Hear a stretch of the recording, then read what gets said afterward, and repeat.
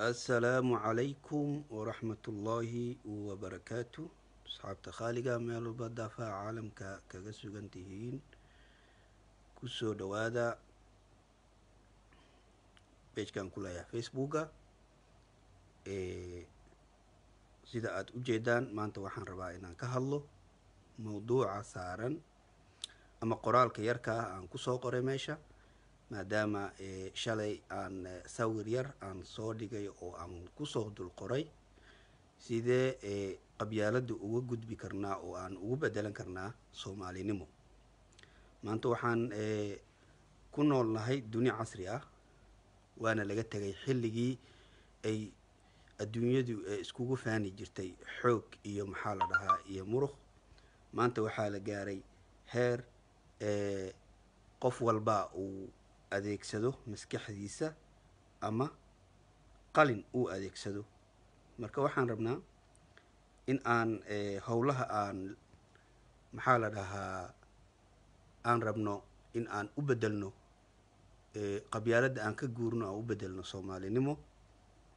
aan rabaa barnaamijkaas inaan ka hadlo, mana sugaayo in ay dadku soo bataan ama ay maxaa la dhahaa ay soo gaaraan inta loogu talagalay, balse inta yartaa wanaaga jecel maxaa la dhahaa soomaalinimada aan rabaa inaan waxyar uga faa'iideeyo.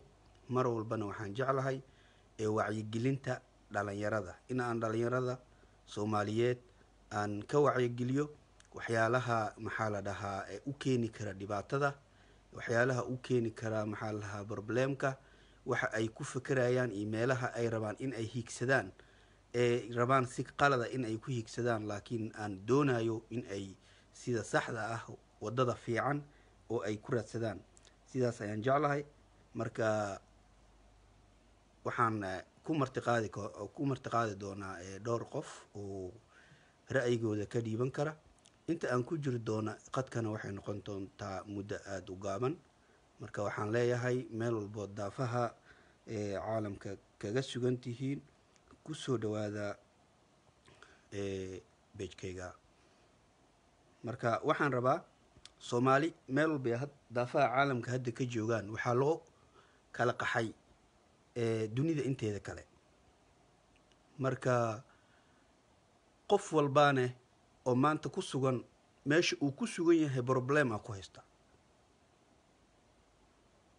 waxaana loo baahan yahay weyga iyo wadciga qof walba uu ku fakerayo maanta oo sida xumaanta ugu fakerayo inuu u bedelo wanaaga.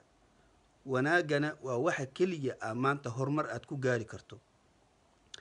haddii aan nahay dhalinyaro kusoo qaxday daafaha caalamka, meel walbana ku dhibaataysan, meel walbana duruufo gaara ay ku haystaan, qabiil kama soo badbaadin karo, qabiilna kama soo saari karo. maanta qofka xabsiga daafaha caalamka ay ku jira qabiilkaaga kaama soo saari karo. waxa meesha kaa soo saari karo waa qarannimo, soomaalinimo iyo isku duubni ay isku duubnaan ummadda soomaaliyeed meel walba ay daafaha caalamka ka joogaan. marka waxaan leeyahay dhalinyarada soomaaliyeed ee ku sugan dalka gudihiisa iyo dibaddiisaba waxaa loo baahan yahay isku duubni. maanta waad aragteen dalku heerka uu gaaray iyo meelaha uu maraayo. shalay meeshuu joogay maanta ma joogo, maanta meesha uu joogane berito ma joogi doono oo wuu ka gudbaayaa. marka waxaa loo baahan yahay in aan anagu isku tiirsanaano maadaama dhalinyaro aan nahay. dhalinyaradeeni waxay u bateen waqti xaadirkan la joogo dhanka xumaanta. facebooka waxaan is leeyahay waa wadanka keliya dhalinyarada keliya ee u isticmaasha 80% wadada qaldan.